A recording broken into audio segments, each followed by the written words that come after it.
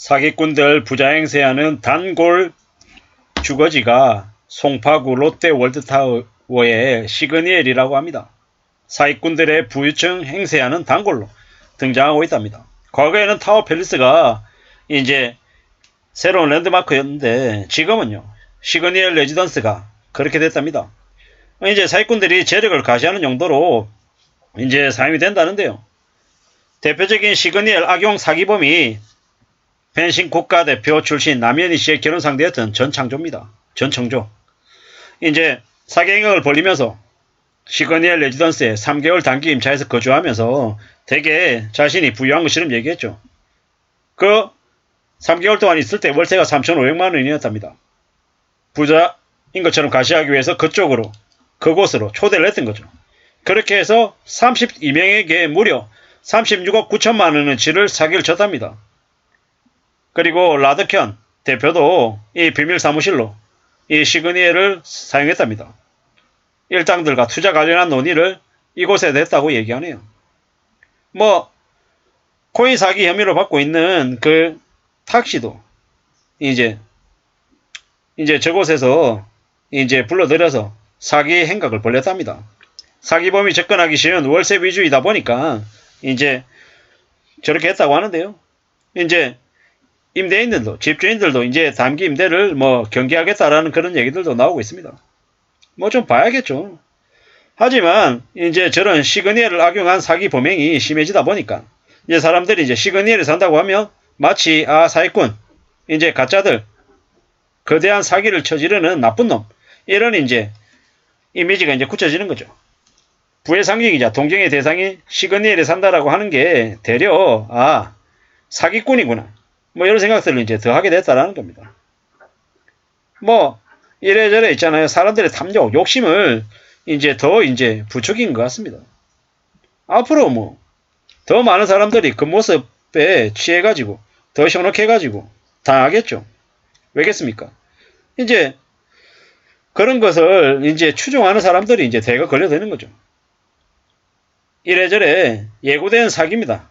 그리고 많이 이용당하고 사기를 많이 당하는데 앞으로 더욱더 그런 일들이 많이 벌어질 것 같습니다. 참 많은 생각들이 들죠.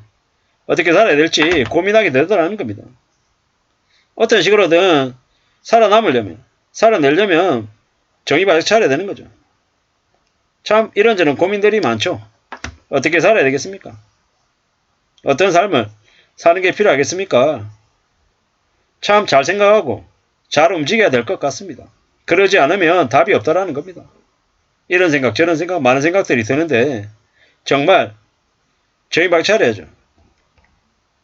이런 생각 저런 생각이 많이 들 때 우리는 어떤 마음을 내야 되겠습니까? 누가 뭐라고 해도 정신 차리고 이제 살 궁리를 해야 될 것 같습니다. 그거 말고는 답이 없다라는 겁니다. 참 많은 생각들이 듭니다. 어떻게 살아야 될까? 어떤 마음을 먹어야 될까? 걱정이 안 될 수가 없죠. 사기꾼들이 너무 많아서 이제 더욱더 우려하고 염려하고 생각해야 될 것 같습니다. 그거 말고는 답이 없는 것 같습니다. 참 많은 생각들이 들죠. 여러가지 고민들, 여러가지 생각들이 듭니다. 정의 바짝 살아야 됩니다. 사는 게 얼마나 힘들고 어려운 일인지 우리는 잊으면 안 됩니다. 명심해야 됩니다. 사람 만나는 게 무섭다고 하죠. 남의 뒤통치는 게 너무 흔해지니까요. 얼굴 몇 번 보고 이제 안면 트고 나면 자기가 고생한 얘기하고 도와달라고 얘기하고 이러면 막 걸리는 거죠. 엮이면 이제 엉망이 되는 겁니다. 남에게 이용당하는 이제 인생이 돼버리는 거죠. 가난파리 동정파리에 엮이면 나뿐만 아니라 주변 사람들 같이 어려워집니다. 인성이 인생인데 악인들이나 쓰레기들은 그렇게 생각하지 않습니다. 그렇기 때문에 우린 더욱더 새로운 사람을 조심해야 됩니다. 함부로 누군가를 만나면 안 됩니다. 형님 얘기하면서 묘하게 엮으려고 하는 사람은 멀리해야 됩니다. 돈이 없어지면 별의별 놈들이 다 엮이고 괴롭힘을 당할 수 있습니다. 함부로 남에게 신경 써서도 안 됩니다. 조심해야 되는 거죠. 언제 어떻게 살지 모르죠. 우리는 더 조심하고 더 염려하며 살아야 됩니다. 우리가 사회에 생존하고 살아남으려면 견디려면 어떻게 해야 되겠습니까? 우리가 가진 것들을 함부로 함부로 이렇게 쉽게 생각해서는 안 되겠습니다. 정말 이제 조심하면서 살 공리를 해야 되겠다라는 겁니다. 사는 게 얼마나 어려운데 수월하게 쉽게 생각하면 안 된다라는 겁니다. 정신 바짝 차리고 살아야 된다라는 말씀을 드리는 겁니다.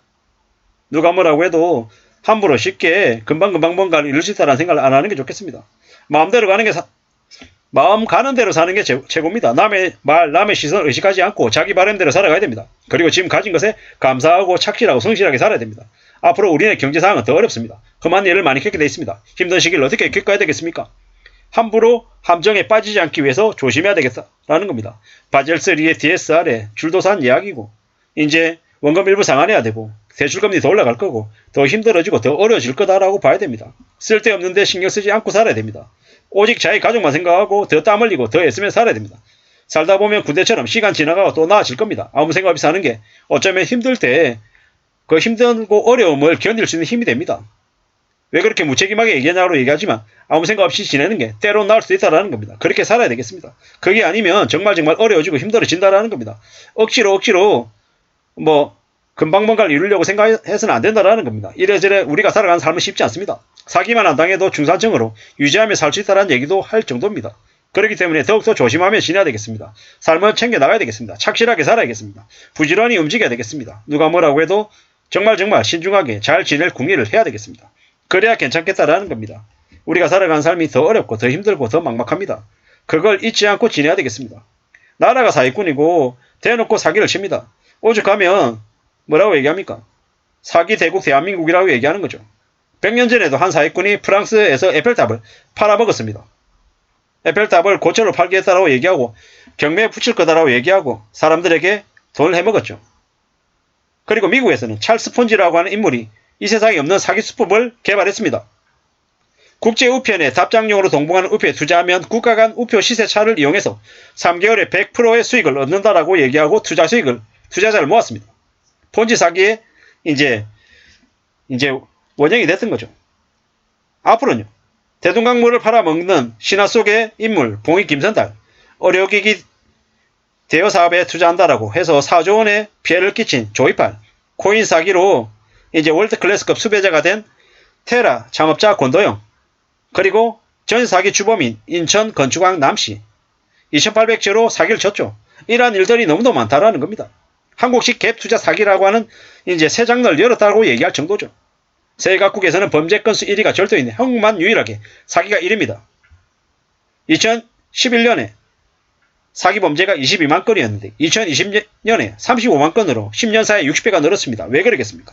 사기를 대수롭지 않게 생각하기도 하고 또 처벌이 너무 약해서입니다. 앞으로 우리는 어떻게 생각해야 되겠습니까? 정치인들이 대놓고 국민들을 속이고 스포츠 선수들이 승패 조작도 하는데 입시에서는 스펙터 속이기 시작하는데 한국은 남을 속이고 사기 쳐먹는 걸 부끄러워하지 않고 잘한 일로 여긴다라고 얘기하는데 이게 정말인 것 같습니다. 앞으로 우리는 더욱더 사기를 조심해야 될 것 같습니다. 이상입니다.